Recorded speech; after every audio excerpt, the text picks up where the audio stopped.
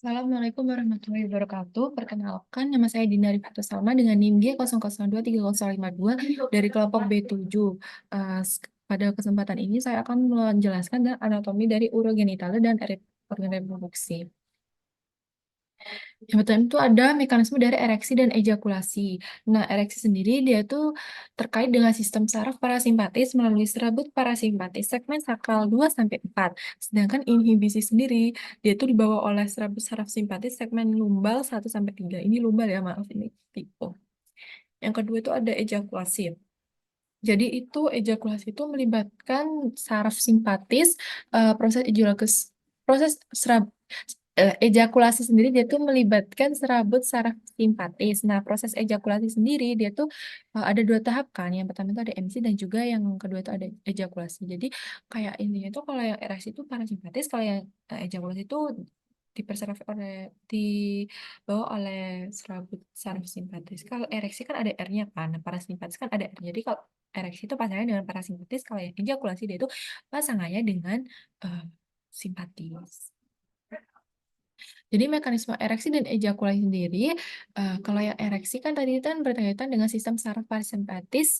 Nah, nanti kalau ada rangsangan, baik berupa penciuman ataupun pendengaran dan juga penglihatan, maupun pikiran seksual, yaitu akan bakal diproses pada jarak supraspinal di area preopit preoptik medial dan juga nukleus paraventricularis di hipotalamus. Nah, sama hipokampus. Nah, ini tuh merupakan pusat integrasi fungsi seksual sama ereksi. Selama ereksi ya. Nah, impuls dari sistem saraf pusat itu hipotalamus sama hipokampus tadi, dia tuh bakal dibawa ke efektor melalui serabut parasimpatis segmen sakral 2 sampai 4.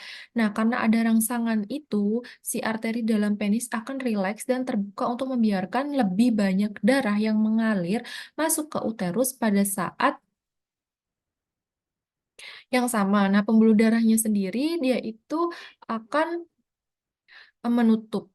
Begitu darah masuk ke penis, dia tuh tekanannya itu akan merangkapkannya di dalam corpora cavernosa. Nah, penis sendiri dia tuh akan mengembang dan menahan ereksi. Nah, kalau terus kalau yang mekanisme dari ejakulasi sendiri itu kan ada dua kan, ada emisi sama ejakulasi. Nah, kalau ereksi tadi kan pakai saraf, pokoknya ereksi itu parasimpatis, ejakulasi itu simpatis, segmen lumbal 1 sampai 3.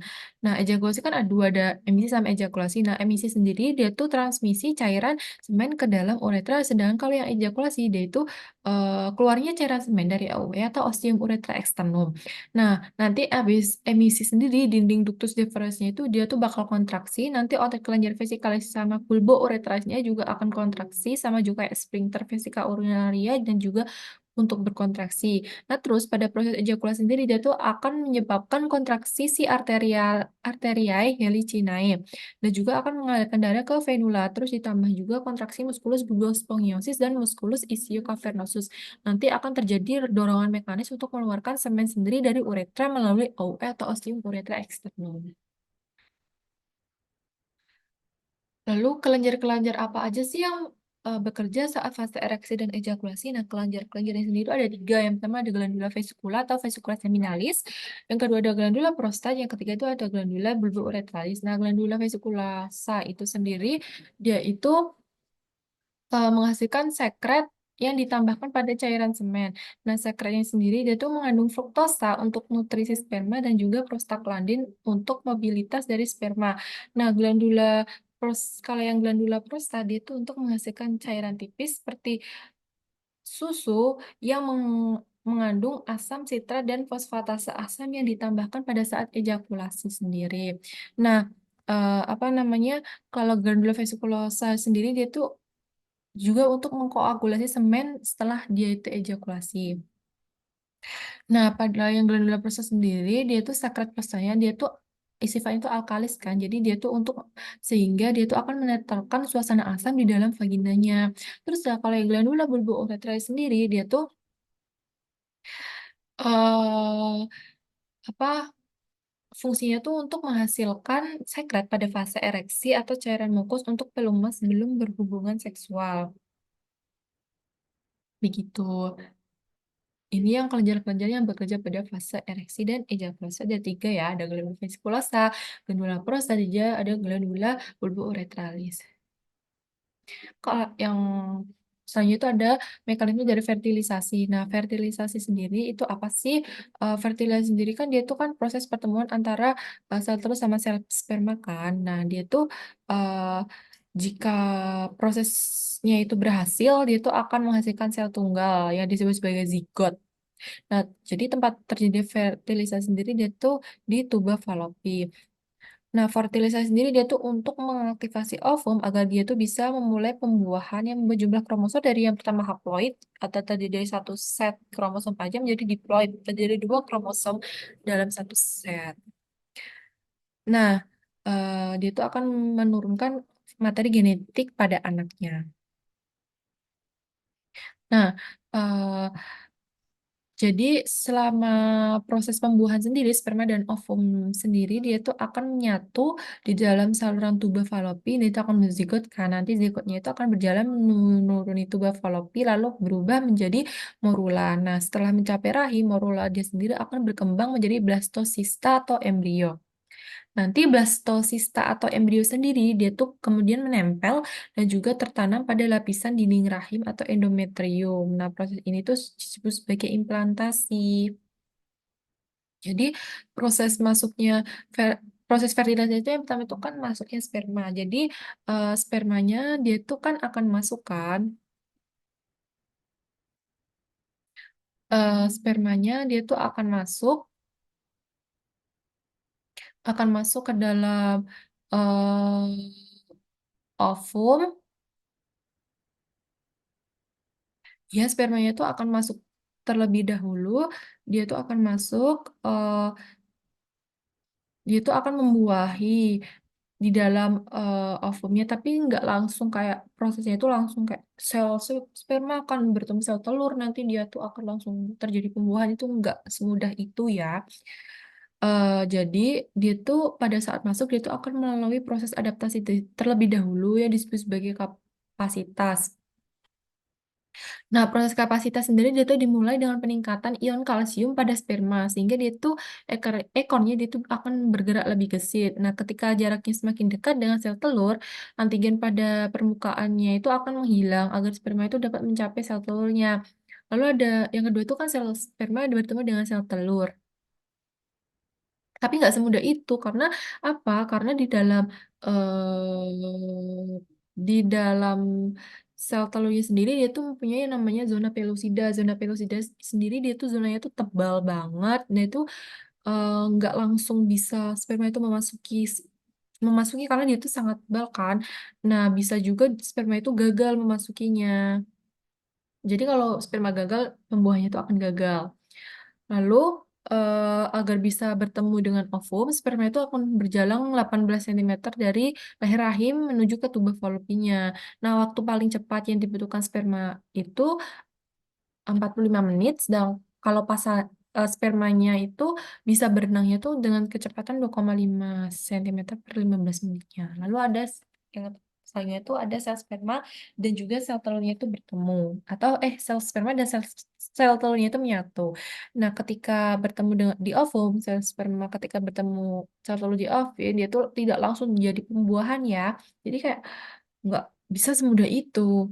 Itu sperma itu harus membutuhkan yang namanya protein dulu.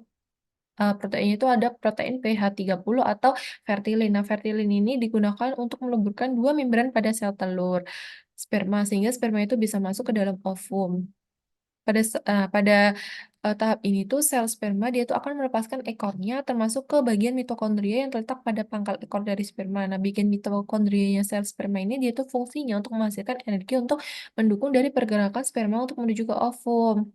Nah, setelah itu barulah dia tuh akan terjadi pembuahan atau fertilisasi. Nah, waktu yang diperlukan untuk melakukan fertilisasi dia tuh 24 jam. Setelahnya sel telur yang telah dibuai itu akan memakan waktu sekitar 3 sampai 4 hari dulu untuk mencapai ke dalam rahim.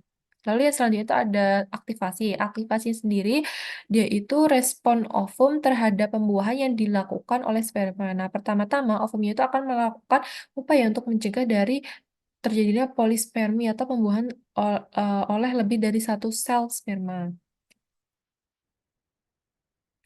Nah, dalam rentan waktunya itu 24 jam setelah pembuahan, sel telur itu akan berkembang menjadi zigot.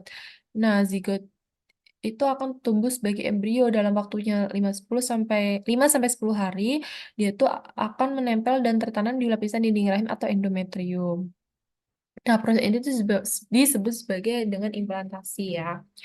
Lalu, eh, ketika usia kehamilannya itu udah mencapai 9 minggu, embrionya itu akan berkembang menjadi fetus atau janin yang dia itu akan terus berkembang dalam waktu kurang lebih 9 bulan di dalam rahim. Terus ada juga yang namanya fertilisasi buatan. Apa sih fertilisasi buatan sendiri? Eh, jadi fertilisasi buatan dia itu proses pembuahan di dalam luar luar apa namanya di dalam luar pokoknya yang apa orang yang susah untuk hamil itu bisa melakukan metode ini. Nah, ini tuh ada yang namanya bayi tabung kan. Pembuahannya itu dilakukan di luar tubuh gitu loh. Yang disebut sebagai apa bayi tabung ini atau IVF. Nah, IVF in vitro fertilization. Dia tuh prosesnya gini. Dia tuh mengambil sel telur mengambil sel telurnya dan dia itu akan menyatukannya dengan sel sperma di dalam ada tempatnya khusus di laboratorium. Jadi kayak ya di luar tubuh gitu loh, nggak secara alami di dalam tubuh kita gitu. Ada metodenya sendiri. Nah, setelah beberapa hari, kalau sel telurnya udah dibuahi, dia tuh akan dimasukkan ke dalam rahim. Jadi selain bayi tabung juga ada yang namanya prosesnya itu inseminasi buatan. Dia itu inseminasi buatan itu untuk memperpendek dari jarak renang sperma menuju sel telur sehingga peluangnya untuk keberhasilan fertilisasinya dia itu akan meningkat gitu. Selanjutnya ada alur dari perjalanan urin. Nah, alur dari perjalanan urin sendiri dia itu urin itu diproduksikan di dalam ginjal kan. Nah, nanti itu akan disalurkan ke ureter. Nah, itu kan masuk ke ureter, terus dia akan bermuara ke kandung kemih atau vesika urinaria. Nah, kalau sudah bermuara, jika vesika urinarianya itu penuh, dia tuh akan ke uretra, lalu dia tuh akan ke luar tubuh melalui OUE untuk proses berkemih atau ostium uretra eksternumnya. Jadi ini mekanisme dari berkemih sendiri, dia itu jadi ini ada mixi. Mixi itu adalah proses pengosongan kandung kemih setelah dia itu terisi oleh urin.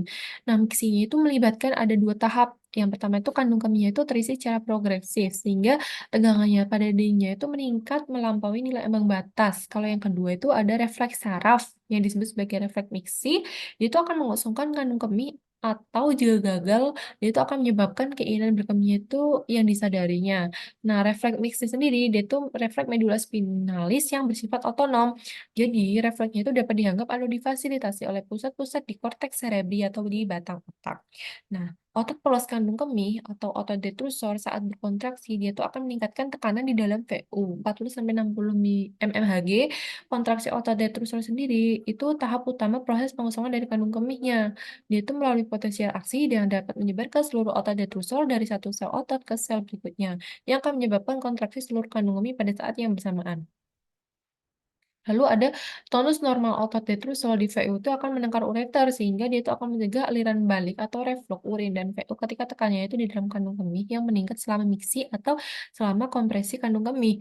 Nah, setiap gelombang peristaltik di ureter sendiri tekanan di ureter dia akan meningkat, daerah yang menuju VU itu akan membuka dan memungkinkan aliran ke urin itu ke dalam VU. Nah, jarak tempuh ureter di VU itu lebih pendek dari normal, sehingga kontraksi VU selama miksi sendiri dia itu tidak selalu menyebabkan oklusi ureter yang lengkap. Akibatnya, sebagian urin di VU itu akan didorong ke belakang ke arah ureter atau reflux vesiko-ureter, yaitu akan menyebabkan pembesaran ureter, tekanan dalam kalisis ginjal, dan struktur medula ginjal yang meningkat untuk meningkatkan kerusakan dari ginjal. Terus pada saat mekanisme berkembang itu ada sensasi nyeri dalam ureter dan reflux ureterorenal. Nah, dia itu ureter kan dipersarafi oleh saraf-saraf nyeri kan. Bila ureternya itu terbendung atau misalnya oleh ada batu ureter, dia itu akan terjadi refleks kontriksi kuat dan nyeri hebat. Nah, impuls nyerinya itu menyebabkan refleks simpatis balik ke ginjal untuk mengonstriksi arteriol ginjal sehingga menurunkan keluaran urin dari ginjal. Refleks ureterorenalnya itu untuk mencegah aliran cairan yang berlebihan di dalam pelvis pada keadaan ureter terbendung. Yaitu pengaturan refleks dan voluntar proses berkembang itu ada pengaturan refleks dan pengaturan voluntar. Nanti ini pengaturan refleks itu ada kandung kemihiotripsin, itu reseptor yang terpegang, terus ada saraf parasimpatisnya, terus nanti akan kandung kemih itu akan berkontraksi, terus sphincter ureter internya itu secara mekanik terbuka bila kandung kemih itu berkontraksi. Nanti akan proses berkemih. Nah, kalau yang reseptor regangnya dia kan motor neuronnya itu menuju sphincter uretra eksternnya. Sphincter uretra eksternnya itu akan terbuka bila motor neuronnya itu terhambat. Nah, kalau yang pengaturan voluntar itu ada korteks cerebri atau batang otak, terus ada motor neuron menuju sphincter uretra eksterna. Nah, kalau sphincter uretra eksternnya dia terbuka bila motor neuronnya itu dihambat. Terus eh, lalu sphincter ureter eksterna itu tetap tertutup bila motor neuronnya itu dirangsang. Nah, kalau yang eh, sphincter ureter eksterna itu terbuka bila motor neuron terhambat, tetapi kalau sphincter ureter eksterna itu tetap tertutup, nanti motor neuronnya itu akan rangsang.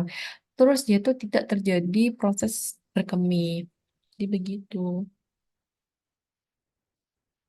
Nah, ini daftar pustakanya.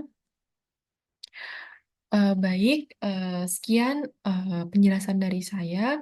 Mohon maaf apabila ada kesalahan. Wassalamualaikum warahmatullahi wabarakatuh.